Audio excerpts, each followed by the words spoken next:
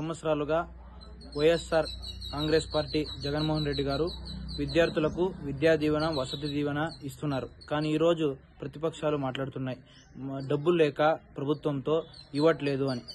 జగన్మోహన్ రెడ్డి గారు ఈసీ గారికి లెటర్ పెట్టారు. మేము ఇప్పుడే ఇవి కొత్తగా మేము పథకాలు ఇవ్వట్లేదు, 4 సంవత్సరాల నుండి విద్యా దీవెన వసతి దీవెన చేయూత వైఎస్ఆర్ ఆసరా ఇవన్నీ ఇస్తున్నామని.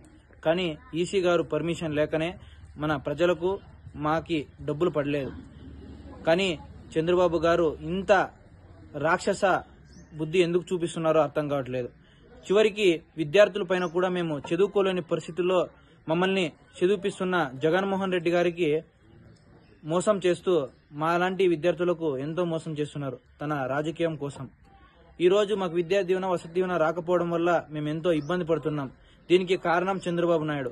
కాబట్టి ఈసారి యువత అంతా చంద్రబాబు గారు ఇలాంటి బుద్ధులు ఉన్నాయని చూసిన తర్వాత మేము కంపల్సరీ ఈ రాబోయే ఎన్నికల్లో మే 13వ తేదీన వైఎస్ఆర్ కాంగ్రెస్ పార్టీ పై మద్దతు ఉండి యువత విద్యార్థులందరూ కలిసికట్టుగా జగన్మోహన్ రెడ్డి గారిని రెండోసారి ముఖ్యమంత్రి గారిని చేసుకుంటాం.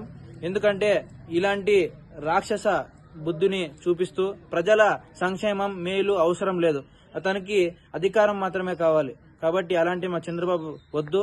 మా పేదవాళ్ళైన మమ్మల్ని బాగా చూసుకునే జగన్మోహన్ రెడ్డి గారికే మా మద్దతు.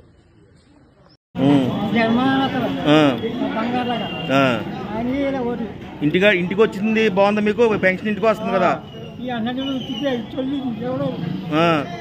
మరి మళ్ళీ ఇంటికి తెచ్చిస్తా 4,000 అంటున్నాడు. చంద్రబాబు నాయుడు వస్తే 4,000 ఇస్తున్నాడు ఇవ్వడు కదా.